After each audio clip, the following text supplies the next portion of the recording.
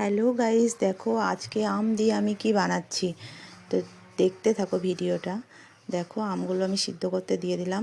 দেখো সবার বাড়িতেই এখন আম আছে, ঝড়ের জন্য তো গাছে নেই, সব পড়ে গেছে, তো নষ্ট হবে আমগুলো দিয়ে আমি এই যে আমসত্ত্ব বানাচ্ছি। দেখো লবণ দিয়ে দিলাম, লবণ দেওয়ার পর মিক্স করে রাখা এই চিনিটা দিয়ে দেব।